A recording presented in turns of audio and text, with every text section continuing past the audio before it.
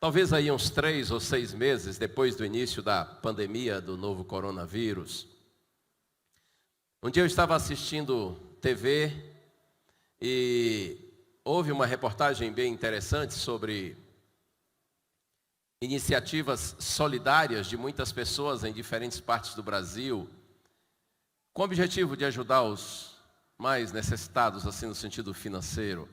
Vocês sabem que a crise sanitária desencadeia a crise econômica, né? Então, aí entre 3, 6 primeiros meses da pandemia, eu estava assistindo um noticiário e era uma reportagem muito bonita sobre essas iniciativas solidárias em diferentes partes do Brasil, diferentes pessoas e instituições. Enfim, foi algo bonito.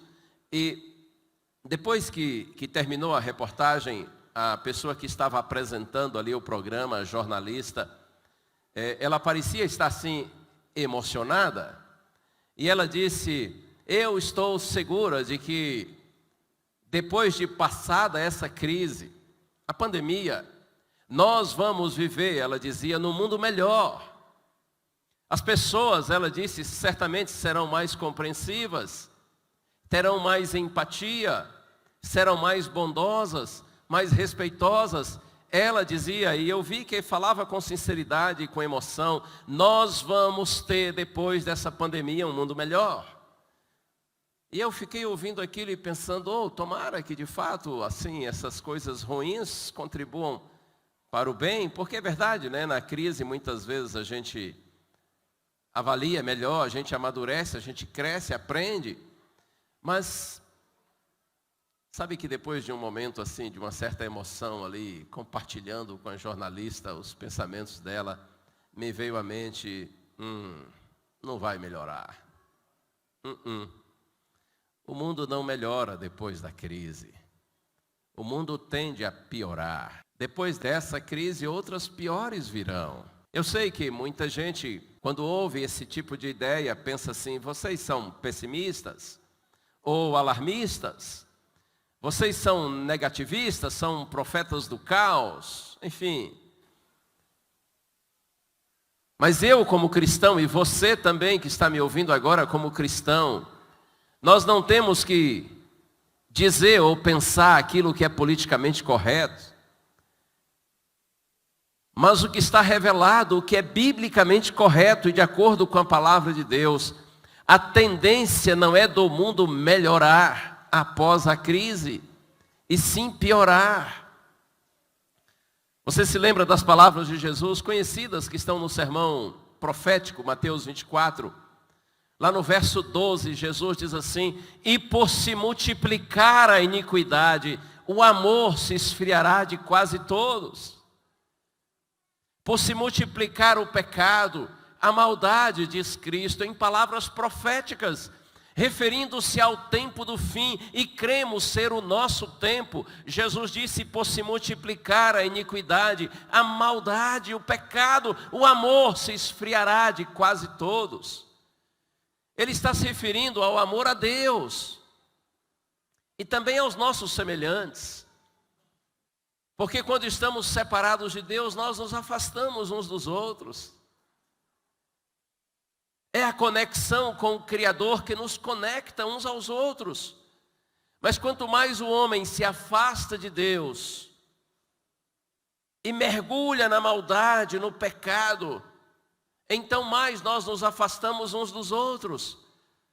Jesus profetizou e disse, por se multiplicar a maldade, o amor se esfriará de quase todos. Nós cristãos não olhamos para o futuro entendendo que o mundo caminha para melhora e sim para piora. Quanto mais o ser humano se afasta de Deus, mais degenerada fica a sua natureza, mais nós somos dominados por um egoísmo desagregador.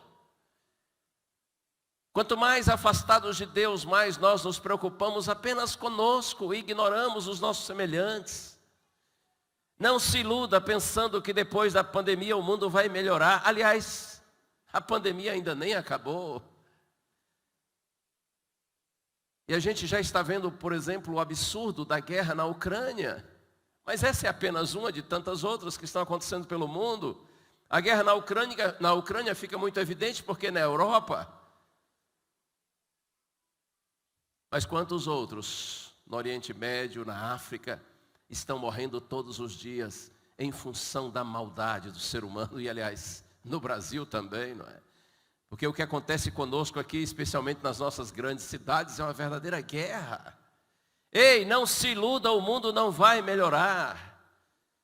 O mundo vai piorar, segundo a palavra de Deus. Eu quero ler um texto com vocês que está aqui, na segunda carta de Paulo a Timóteo, capítulo 3. O texto é conhecido.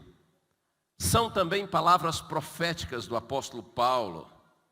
É incrível como que a gente lê esse texto e percebe que Paulo está falando de fato dos nossos dias.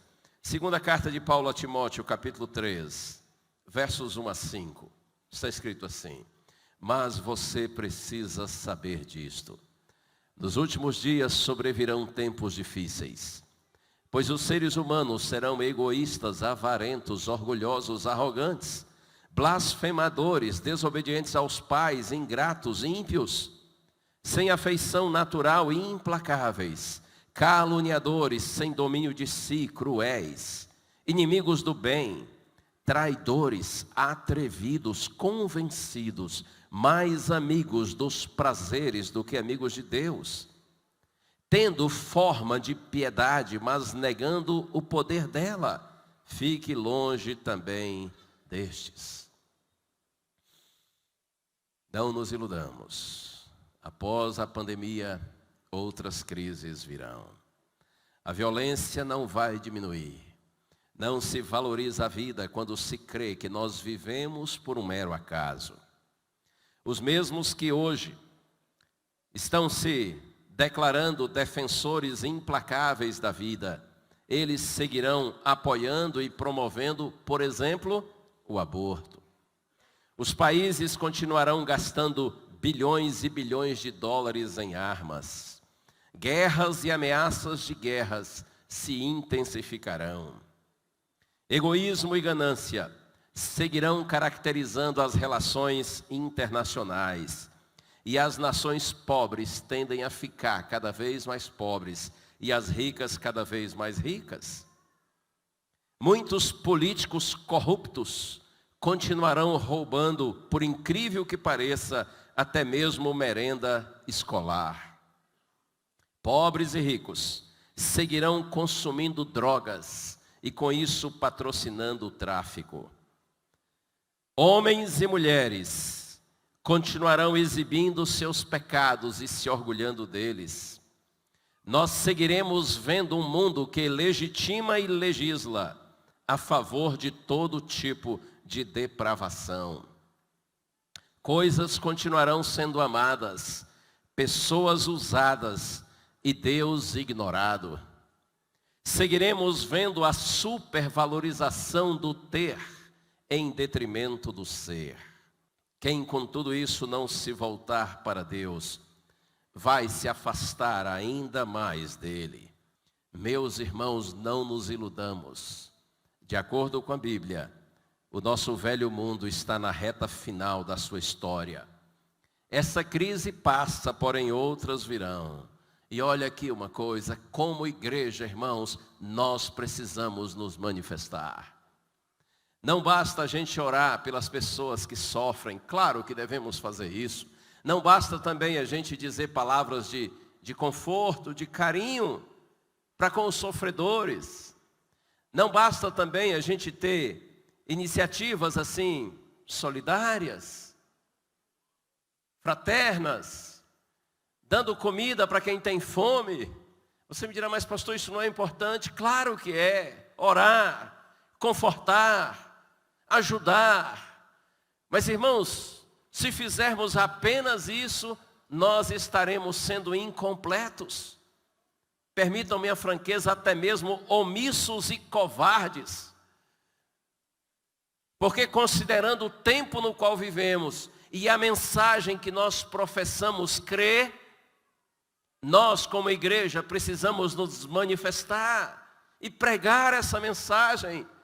A mensagem de que está chegando o momento do acerto final entre o Criador e suas criaturas, entre Deus e a humanidade. Se os homens crerem ou não, nós como igreja temos a missão de pregar. E por mais que nós preguemos com carinho, com sabedoria, com equilíbrio, com amor, certamente seremos incompreendidos pela maioria. Seremos taxados de fanáticos, fundamentalistas, enfim, radicais. Não importa o que o mundo pensa, o que importa é aquilo que nós conhecemos e cremos e devemos anunciar. Imagine, por exemplo, quando Noé anunciou para a sua geração de que haveria um dilúvio, como foi a reação das pessoas? Certamente muitos disseram: você é um louco, lunático, você vive fora da realidade, alienado, talvez até retardado. A gente não pode se iludir. Imagine você quando Ló começou a anunciar em Sodoma para os seus futuros genros de que Deus iria mandar fogo do céu e destruir as cidades ali, Sodoma e Gomorra. Está escrito que os genros, futuros genros de Ló disseram assim: ei, espera aí, você está de brincadeira com a gente? Que onda é essa? Vai cair fogo do céu, queimar tudo, ora. Talvez alguém até tenha dito assim para Ló: você não diz que seu Deus é um Deus de amor? Que Deus de amor é esse? Que manda fogo e queima todo mundo? É que as pessoas já naquele tempo se esqueciam que Deus é amor, mas também é justiça. E a justiça de Deus tem a ver com sua santidade. As pessoas se esqueciam e ainda estão se esquecendo hoje de que Deus ama o pecador, porém Ele odeia o pecado. As pessoas estavam se esquecendo e se esquecem hoje de que todo pecador é recebido por Deus. Porém, todo pecado, pelo poder desse mesmo Deus que nos recebe, também é resolvido. Deus nos aceita do jeito que a gente é, para nos deixar do jeito que Ele quer. O Deus que é amor também é santidade. Hoje tudo virou amor, não é? Vocês já perceberam, irmãos, que o pecado mudou de nome?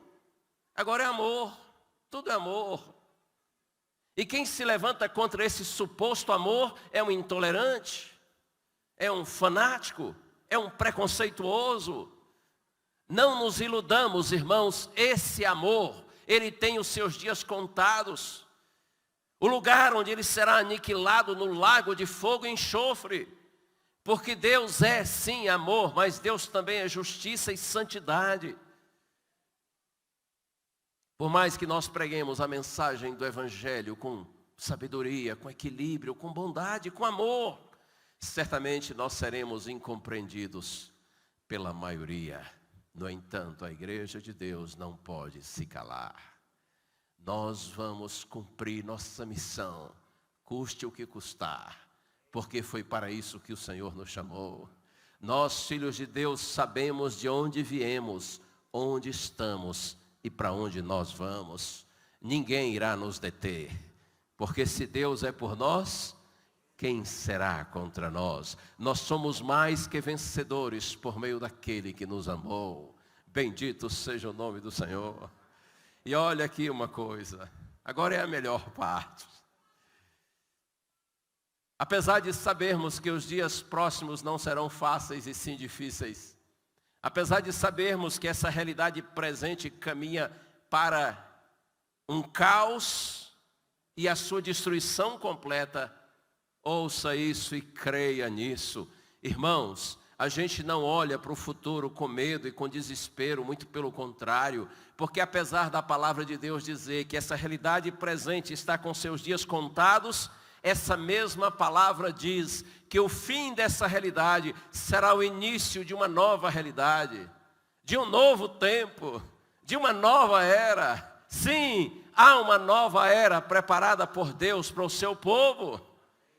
E a nossa mensagem para o mundo é essa: ainda há oportunidade, ainda há esperança, a porta ainda está aberta para todos quantos queiram, para que eles possam entrar.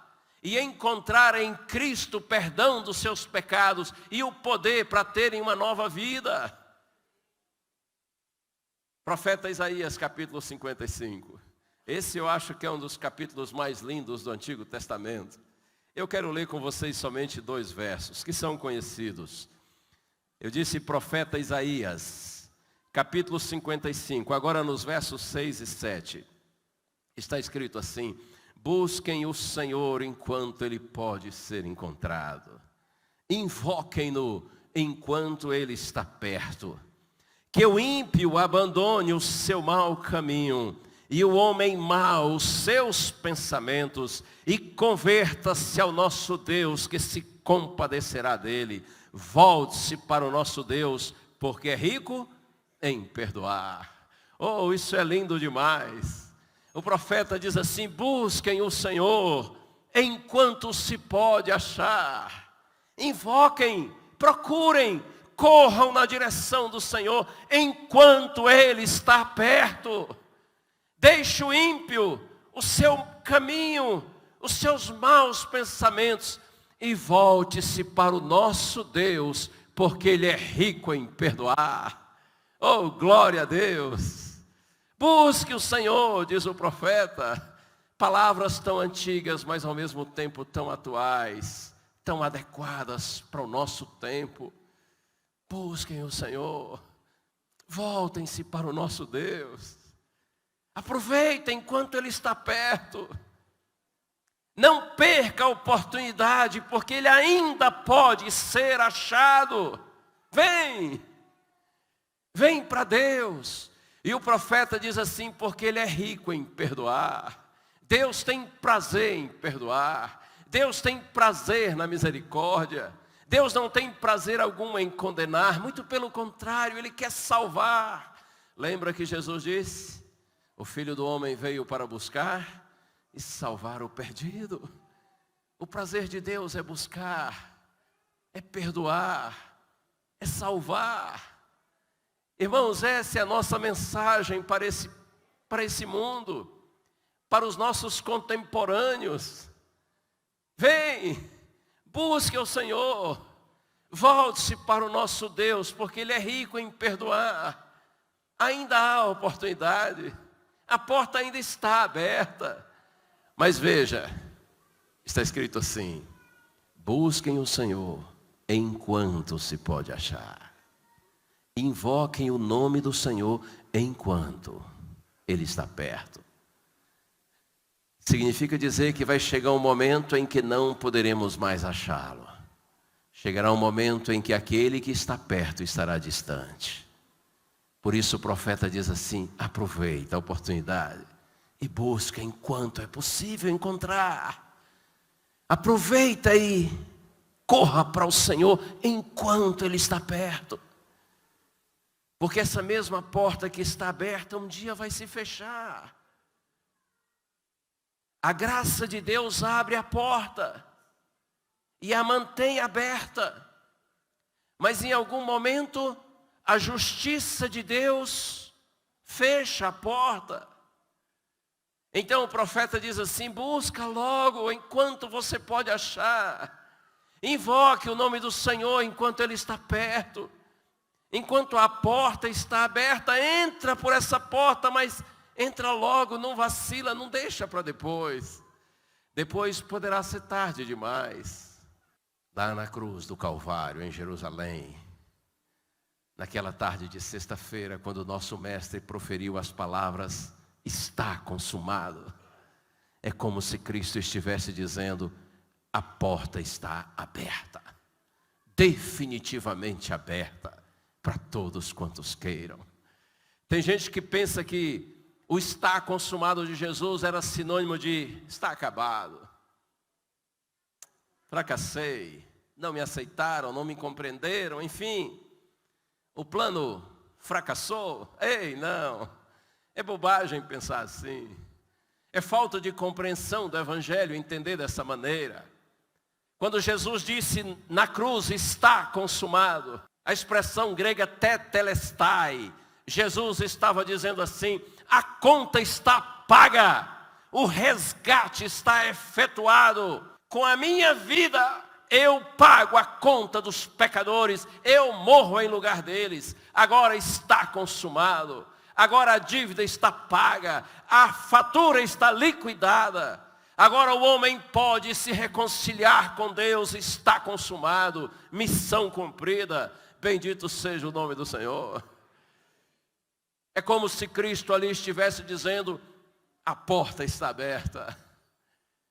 Eu posso até usar outra expressão, Jesus é como se estivesse dizendo assim, a ponte está construída. Não há mais um abismo que separa o homem de Deus, porque a ponte está construída. Todos quantos queiram podem passar por essa ponte, podem ter acesso a Deus. É por isso que na Epístola aos Hebreus, capítulo 4, verso 16, está escrito assim, acheguemo-nos confiadamente junto ao trono da graça, para que em tempo oportuno recebamos a ajuda necessária. Jesus na cruz disse, está consumado, a dívida está paga, a porta está aberta. Todos quantos queiram agora podem entrar à sala do trono, o trono da graça de Deus, e receber graça, receber perdão, receber poder para ter uma nova vida. Bendito Cristo. E na carta aos Hebreus mesmo, capítulo 7, verso 25, está escrito assim, que Ele pode salvar totalmente os que por Ele se chegam a Deus. Maravilhoso é o nosso Senhor. Há salvação para todos quantos queiram, porque a porta está aberta. Temos livre acesso a Deus. Podemos nos aproximar da sala do trono. E a grande marca do trono de Deus é a sua graça, sua misericórdia e seu amor. Nenhum de nós precisa ter medo. Ele pode salvar totalmente, definitivamente, completamente, todo aquele que por meio dele se chega a Deus. Mas olha aqui uma coisa. O mesmo Cristo que no Calvário disse, está consumado, um dia, no santuário celestial, Ele dirá assim, está feito. Está consumado, a porta aberta. Está feito, a porta fechada. A nossa mensagem é essa, a porta está aberta. Venham para o Senhor todos quantos queiram. Mas venham logo, entrem logo, aproveitem a oportunidade, porque um dia essa porta aberta vai se fechar. A gente fala da porta da graça, não é? Na verdade, essa porta da graça não é outra coisa senão Cristo intercedendo por nós no santuário celestial. Quando Jesus parar de interceder e sair do santuário, então a porta está se fechando. A porta da graça é o próprio Cristo, porque Jesus é a porta, Jesus é a graça. Enquanto Ele está intercedendo no santuário por nós, a porta está aberta. Quando Ele parar a sua intercessão, a porta estará fechada. Por isso a mensagem que a igreja prega é urgente, se crerem ou não. Se aceitarem ou não, nós vamos pregar essa mensagem. E eu louvo a Deus, porque eu sei que a despeito da maioria resistir e desprezar essa palavra de Deus, ainda há aqueles que são sensíveis ao chamado do Senhor. E é por isso, irmãos, que a gente não pode parar de pregar. Deus ainda tem gente perdida em Babilônia, na confusão deste mundo, que precisa ser trazida, conduzida para Ele. Povo dEle, gente amada por Ele, gente sincera de coração, mas que se perde no meio das confusões dessa vida. Por isso que nós precisamos pregar, para que esses filhinhos e filhinhas de Deus ouçam o chamado e venham logo para o Senhor, porque a porta está aberta. Hoje é o dia da salvação. Deus seja louvado. Você já entrou por essa porta? Você já aceitou Jesus Cristo como seu Senhor e Salvador, e você tem permanecido nele, dentro dele, unido a ele. Em nome de Jesus, permaneça. E olha aqui uma coisa, o fato de estar na igreja não necessariamente significa que nós estamos em Cristo e Cristo está em nós, vocês sabem disso. É possível estar perdido mesmo dentro da igreja. É possível estar perto do altar, mas o coração está longe de Deus. Eu sei que estou falando aqui para a maioria que já é cristã, que já são cristãos. Certamente a maioria aqui adventistas batizados. E eu estou vendo aqui alguns colegas, alguns pastores. O fato de ser batizado, de ser membro da igreja, até de ser pastor, não significa que nós estamos necessariamente salvos. Nós precisamos clamar a Deus que nos ajude a termos uma experiência real com Ele, de conversão e de comunhão, para que nós que entramos por essa porta permaneçamos dentro dela, não saiamos. Porque, meus irmãos, repito, se os homens crerem ou não, no momento certo, segundo os desígnios superiores do Deus eterno, a porta que está aberta vai se fechar. E quando a porta se fechar, os que estão dentro estão eternamente salvos. E os que estiverem fora estarão irremediavelmente perdidos.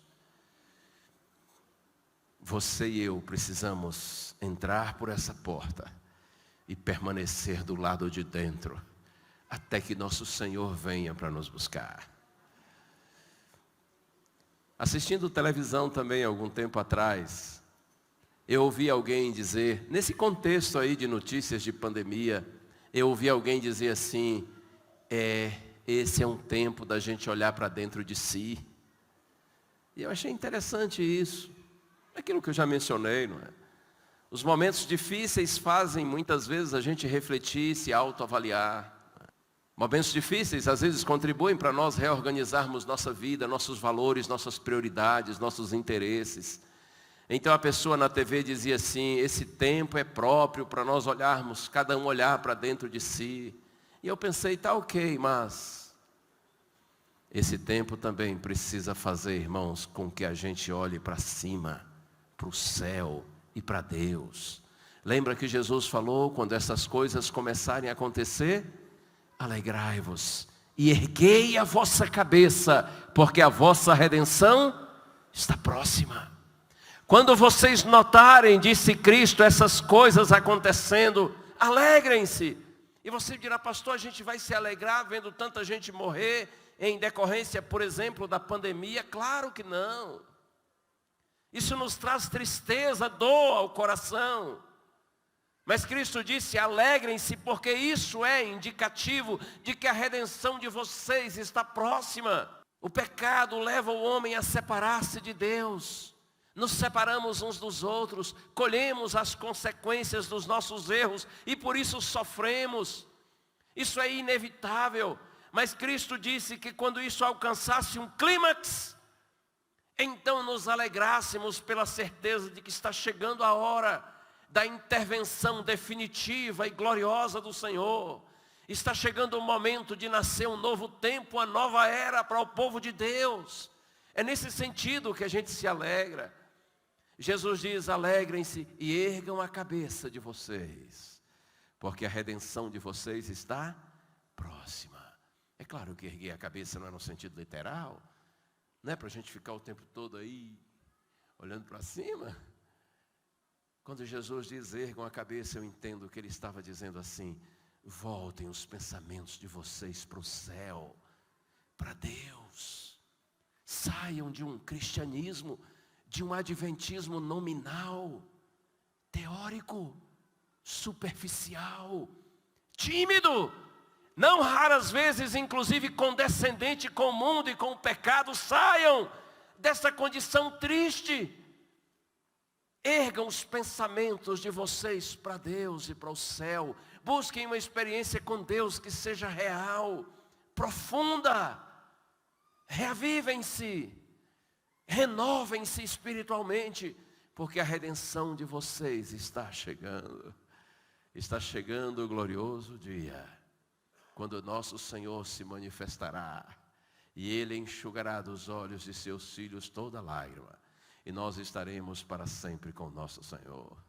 Está chegando o dia, irmãos, quando sepulturas, milhões, bilhões de sepulturas se abrirão por todo o planeta, e sairão dali com corpos novos, perfeitos e glorificados, homens e mulheres que viveram e morreram confiantes no Senhor. Está chegando o dia da ressurreição de todos os salvos, de todos os lugares, de todas as épocas. Oh, como é bom pensar nisso.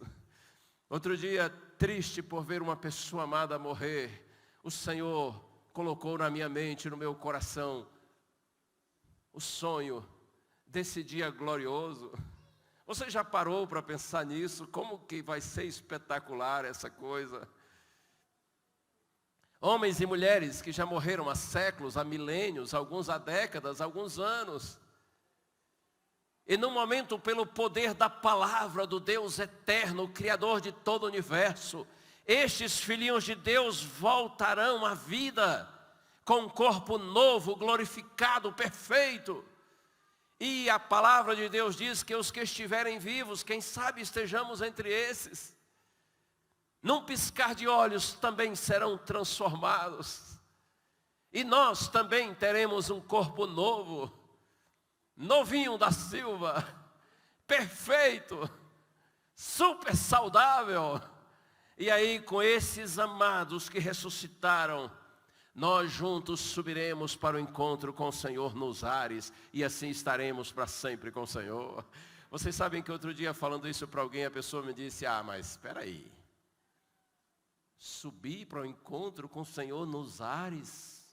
Como é que vai ser isso, se a lei da gravidade diz que todos os corpos são atraídos para o centro da terra? Como é que a gente vai subir assim, flutuar? Eu falei assim: meu irmão, eu não sei não, mas eu sei que vai, porque isso é palavra do Senhor.